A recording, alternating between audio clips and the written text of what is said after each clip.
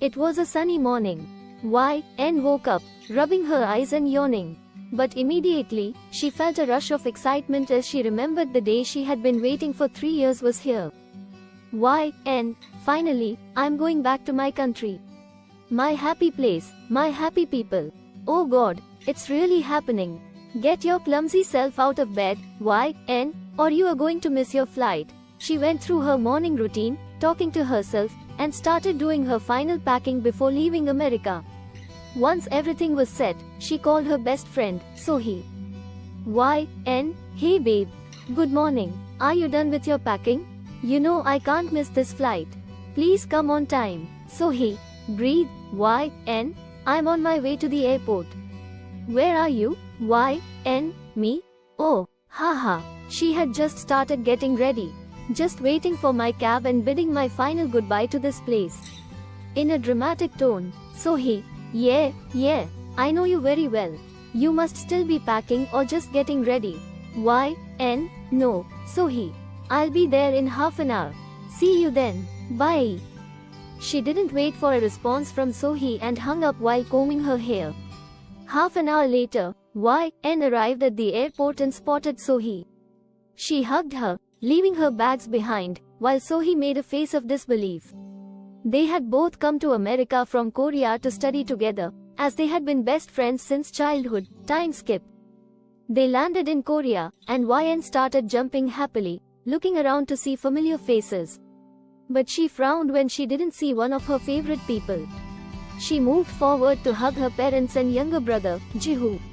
She greeted Sohi's parents and looked at her mother with a pouty face before asking, Anne, Mama, where is he? Why didn't he come? Is he busy with work again? And why hasn't he responded to my texts or calls for the past 2 months? Is he alright? Why did you ask me not to call him again? Her mother hesitated, unsure of how to answer her daughter, who had so many questions about him.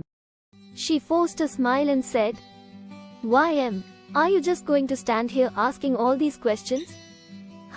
Let's go home, take some rest, and then we'll talk, okay? Anne nodded and followed them to the car. The car ride wasn't as joyful as she had imagined. After reaching home, she went straight to her room to freshen up and then came down for lunch. While watching her mom serve lunch, she asked, Anne, Mom, does he even know that I've arrived back? Her mother sighed, nodded her head, and asked her to finish her food first. There were plenty of her favorite dishes, but she was more eager to hear about him. After finishing her food, she asked her mother again, Anne, Mom, will you please tell me what happened? Why are you avoiding talking about him?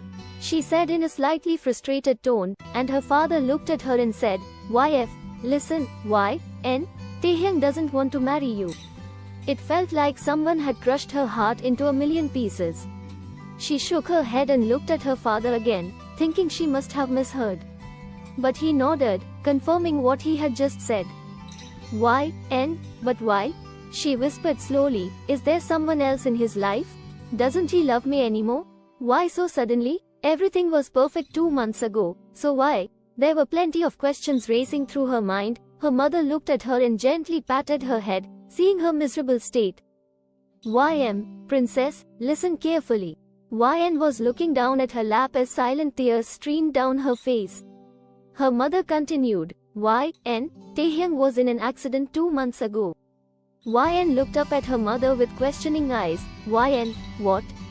Why didn't you tell me? How is he? Where is he? I want to meet him. Mom, Dad, why didn't you tell me? I'm going to meet him. Her mom hugged her from behind. Anne started to wiggle, trying to break free, but her mother's hold was tight, and after a while, she calmed down. Princess, because of that accident, Taehyung is half paralyzed. He can't feel his lower body anymore. The doctors are working on his treatment, but there hasn't been any positive outcome yet.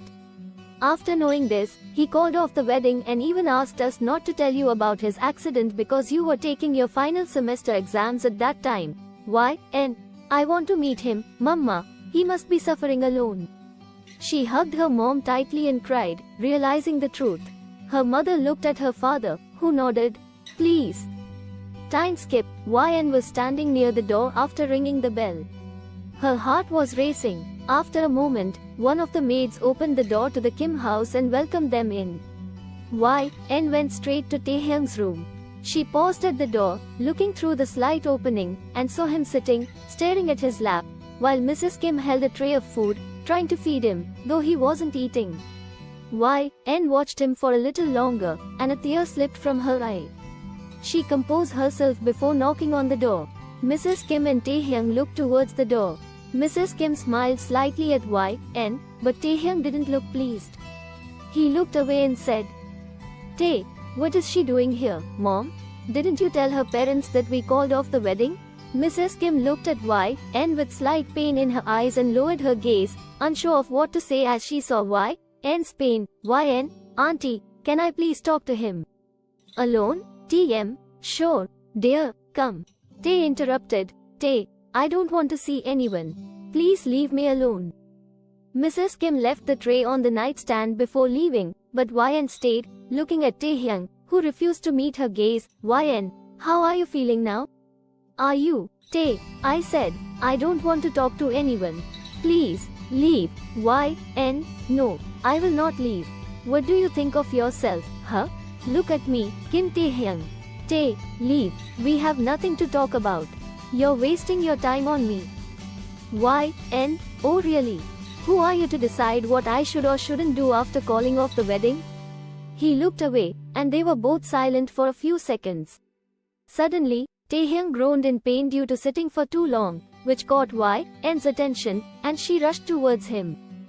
"Y.N, hey, what's wrong? Is it hurting a lot? Should I call the doctor?" No, first let me help you lie down. Wait, it must be really painful." She moved closer to help him, but he pushed her hands away, still not looking at her. "Tae, why don't you understand? Just leave me alone. You know what? I'll go because I know how stubborn you are." He started struggling to move towards his wheelchair but failed miserably and was about to fall when Y.N caught him. He pushed her slightly, but she hugged him tightly. "Y.N, why are you pushing me away, Tae? When you know I'm stubborn and won't leave you. Please talk to me. For the past 2 months, I've been thinking that I did something wrong, that you were avoiding me. Why didn't you tell me? Why were you suffering all alone? You know I'm with you. I love you, Taehyung. I love you so much, how could you?" She was sobbing while questioning him, and soon, she was breathing heavily, which tore Taehyung's heart into pieces. He made her sit on his lap, which he could no longer feel, and she quickly wrapped her arms around his neck. "Tae, Y.N, I'm good for nothing now. All the things we imagined aren't going to happen because I'll be a burden for everyone." She shook her head while snuggling closer into his neck. "You should find someone else who can keep you happy after Mar." She bit his neck, and he groaned in pain as she pulled back. "Y.N, don't you dare say that, Kim Taehyung. You think I'll leave just because you can't walk? You could never be a burden on your loved ones, Taehyung. Our parents loved us when we couldn't walk or talk, so why do you think we'll leave you now? You are not a burden, dummy. Don't you dare say that again, and don't even think about marrying someone else. You are mine, only mine." She cupped his face and placed her lips gently on his. He remained still as she pulled back and looked into his eyes. "Y.N, I'm not going anywhere, Kim Taehyung. I'll always be there, supporting you. Together, we'll fight this situation." Taehyung looked at her, and his vision got blurry due to his unshed tears. He gently wiped her tears and leaned his forehead against hers. "Tae, I love you, Y.N. I love you so much, but..." "Y.N, shush. I said no buts. We are going to face everything together, okay? Now stop crying and feed me. I'm starving," she said dramatically and got up to bring the tray Mrs. Kim left. She sat on the bed and handed him the spoon, but he refused. "Y.N, I know you don't want to eat, but feed me at least. If you love me, then feed me, Taehyung." He sighed but agreed. After that she put some rice on the spoon and asked him to open his mouth. "Tae, yeah, have you lost your mind? How can I eat all this in one bite? Make it a smaller portion." "Y.N, no, that's perfect. Now, hurry up and say AAA. I need to go and unpack all my luggage." He smiled slightly and ate. They both had lunch together, joking and laughing with each other, reminiscing about their memories. Time skip. It had been 6 months since YN came back to Korea. She had been taking care of Taehyung and helping him exercise. The doctors had given them some hope, as Taehyung's right leg had started responding to treatments. One evening, she was sitting beside him on the bed while Mrs. Kim was busy cooking his favorite meal. They were discussing the exercises the doctor had recommended when Taehyung suddenly became silent. YN, what happened? Why did you stop talking? Tae, will you marry me? YN? She looked at him, surprised, while he said, I know I can't walk right now, but I love you, and you've been so supportive through all this. I want to spend the rest of my life with you. Will you marry me? She smiled, tearing up slightly, before nodding and hugging him. YN, I've waited for this day for so long. Of course, I'll marry you, Kim Taehyung. But only after you start walking again. He chuckled, feeling his heart swell with love, as they both knew that day would come soon. The end.